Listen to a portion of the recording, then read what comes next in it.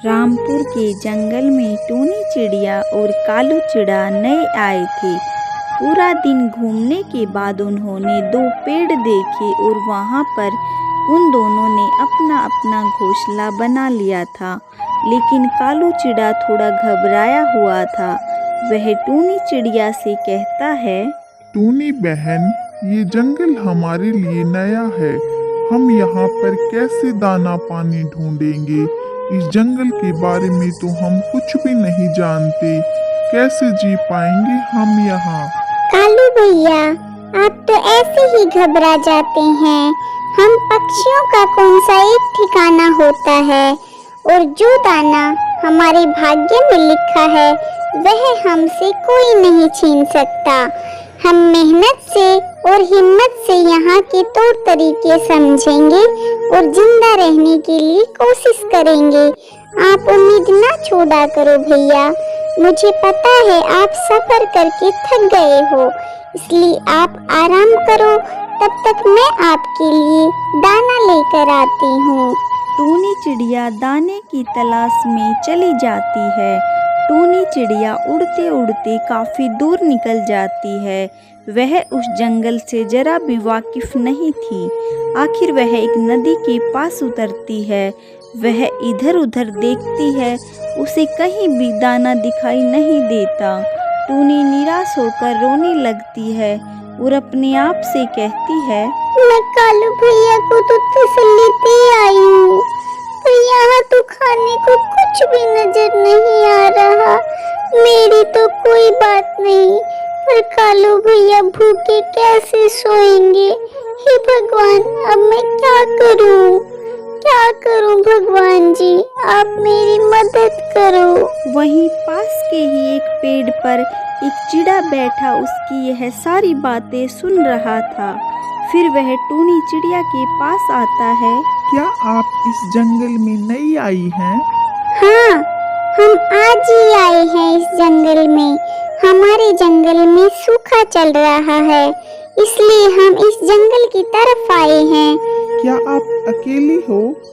मेरा मतलब है कि आपके साथ कोई और नहीं आया क्या? मेरे परिवार में कोई नहीं है, बस मेरा एक दोस्त कालू चिड़ा है मेरे साथ। क्या आपके परिवार में आपका कोई भी नहीं है? नहीं। अगर आपको बुरा ना लगे तो क्या आप मुझे बता सकती हो कि आपके मम्मी पापा कहाँ गए? तब तो मैं बहुत छोटी थी। जब मेरे पापा हमारे लिए दाना लेने गए थे, तभी एक जालिम शिकारी पक्षी ने मेरे पापा को अपना शिकार बना लिया। मेरे पापा के मरने के कुछ दिन बाद ही मेरी मम्मी भी मुझे छोड़कर चली गई। ओहो, यह तो आपके साथ बहुत बुरा हुआ, पर आपने यह सब कैसे बर्दाश्त किया?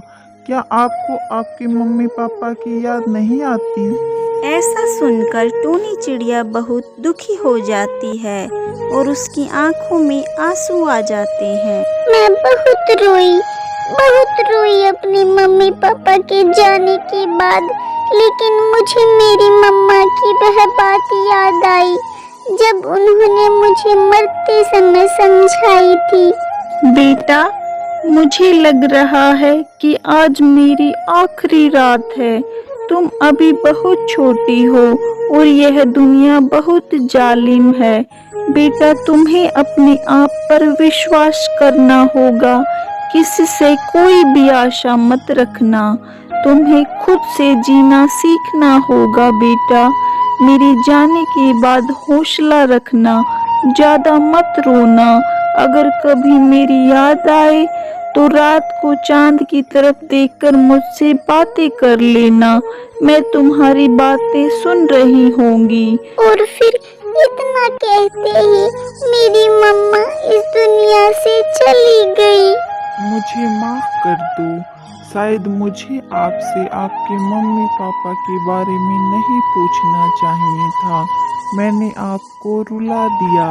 नहीं दोस्त, मुझे जरा भी बुरा नहीं लगा, बल्कि मुझे तो अच्छा लगा कि किसी ने मुझसे मेरे मम्मी पापा के बारे में पूछा। वो तो बस अपने मम्मी पापा को याद कर मेरी आंखें भर आई थी, इसलिए मैं रोने लगी। अच्छा, तो मैं सुन रहा था कि आप कह रही थी कि आप दाने की वजह से परेशान हो। यहाँ पर दानों की कोई कमी नहीं है, यहाँ पर सब कुछ बहुत ज़्यादा है। आप मेरे साथ चलो, मैं आपको बताता हूँ कि दाना कहाँ पर मिलता है। मुझ पर विश्वास करो, मैं और मेरी माँ यहीं पर उस बड़े से पेड़ पर रहते हैं। अगर आप मेरी मदद कर दो तो यह आपकी मुझ पर बड़ी कृपा होगी। प्लीज आप ऐसा ना कहें, मुझे आपकी मदद करके अच्छा लगेगा और मैं तो इस जंगल से पूरी तरह से वाकिफ हूँ। मैं पिछले साल से ही अपनी माँ के साथ यहाँ पर दाना लेने आता हूँ। पिछले साल ही मेरे पापा हमें छोड़कर चले गए। आपके पापा भी नहीं हैं? हाँ, मेरे पापा भी नहीं हैं। पिछले साल आए तेज तूफान में मेरे पापा की एक पेड़ के नीचे दबने से मौत हो गई। उस समय मैं बहुत छोटा था। अच्छा दोस्त, चलें अब? हाँ हाँ, चलो दोस्त। कालू भैया भी बेसब्री से मेरा इंतजार कर रहे होंगे। और फिर वो दोनों वहाँ से चले जाते हैं। वह चिड़ा टूनी को थोड़ी ही दूर मक्का के खेत में लेकर जाता है। सच में दोस्त, यहाँ पर तो अनाज की बिल्कुल भी कमी नहीं है, पर क्या यहाँ पर शिकारी नहीं आते? दोस्त, आपको तो पता है शिकारी कब हमारा पीछा छोड़ते हैं, लेकिन फिर भी हम बिना डरे अपना काम करते हैं। दोस्त, क्या आपको वापस जाने का रास्ता पता है? क्या आप अकेले वापस जा पाओगी? हाँ हाँ दोस्त, मुझे रास्ता पता है, मैं वापस चली जाऊंगी। अच्छा ठीक है, अब मैं चलता हूँ। मेरी माँ मेरा इंतजार कर रही होगी। दोस्त, आपका बहुत बहुत धन्यवाद। धन्यवाद किस लिए? मैंने कौन सा बड़ा काम किया है? आपकी मदद करके मुझे अच्छा लगा। अगर आप बुरा ना माने तो क्या मैं आपका नाम पूछ सकता हूँ? मेरा नाम टूनी है। और मेरा नाम रोमिल है। आपका नाम बहुत प्यारा है। और फिर रोमिल चिड़ा वहाँ से चला जाता है। टूनी चिड़िया भी वहाँ से दाने लेकर अपने घर चली जाती है। टूनी बहन, बहुत देर कर दी तुमने घर आने में। कालू भैया, मुझे दाने नहीं मिल रहे थे, फिर एक अनजान दोस्त ने मेरी मदद की, इसलिए मुझे देर हो गई। फिर वह दोनों खाना खाकर सो जाते हैं। अब टूनी चिड़िया और रोमिल चिड़ा अक्सर एक दूसरे से मिलने लगे थे। दोनों को एक दूसरे से प्यार हो गया था। फिर ऐसे ही कई दिन बीत जाते हैं और फिर एक दिन रोमिल चिड़े की माँ भी दाना लेने के लिए मक्का के खेत की तरफ आई। वहीं दूसरी तरफ टूनी चिड़िया भी दाना लेने के लिए वहीं आई हुई थी। फिर अचानक से मौसम खराब होने लगता है, तेज बिजली कड़कने लगती है और फिर तेज बारिश शुरू हो जाती है। आंटी, क्या हुआ? क्या मैं आपकी कोई मदद कर सकती हूँ? बेटा, आप मेरे पास बैठ जाओ, मुझे इस तेज बारिश से बहुत डर लगता है। आंटी, आप डरो मत, जंगल में बारिश तो होती ही रहती है। अगर ये बारिश न हो तो हमें भोजन कहाँ से मिलेगा? इसी बारिश से हमें पानी मिलता है और पानी ही तो हमारा जीवन है। आंटी, आप बारिश से इतना क्यों डरती हो? बेटा, पिछली बार इसी बारिश और तूफान की वजह से मेरा पति मुझे छोड़कर चला गया। एक पेड़ के नीचे दबने से उनकी मौत हो गई। बस उसी दिन से मुझे इस मौसम से डर लगता है। नहीं आंटी, यह मौसम तो आते जाते रहते हैं, इसमें किसी का कोई दोष नहीं। होता तो वही है जो हमारे भाग्य में लिखा होता है। बेटा, तुम्हें पहले तो कभी नहीं देखा यहाँ। तुम नई लगती हो इस जंगल में। जी आंटी, हम कुछ दिन पहले ही आए हैं इस जंगल में। बेटा, तुम तो बहुत सुंदर हो और जितनी सुंदर तुम हो उतनी ही सुंदर तुम्हारी बातें भी हैं। तुम्हारे मम्मी पापा ने तुम्हें बहुत अच्छे संस्कार दिए हैं। और फिर ऐसे ही काफी समय बीत जाता है और बारिश बंद हो जाती है। अब चलें आंटी। बेटी, कहाँ है तुम्हारा घर? आंटी, यहाँ से थोड़ी दूर ही है मेरा घर। चलो बेटा, तुम मेरे साथ चलो, मैं तुम्हें अपना घर दिखाती हूँ। मैं तो रोज दाना लेने नहीं आ पाती, मेरा बेटा ही आता है। कभी मिलने आ जाया करना मुझसे। जरूर आंटी, चलो चलें। और फिर वे वहाँ से चले जाते हैं। टोनी, आप कैसे मेरी माँ के साथ? रोमिल, क्या ये तुम्हारी माँ है? हाँ टोनी, यह मेरी माँ है। रोमिल बेटा, क्या तुम दोनों एक दूसरे को जानते हो?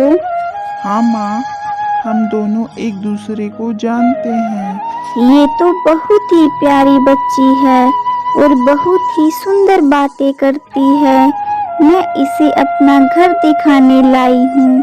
आंटी, आप भी बहुत प्यारी हो, बिल्कुल मेरी माँ की जैसी बातें करती हो। अच्छा आंटी जी, अब मैं चलती हूँ।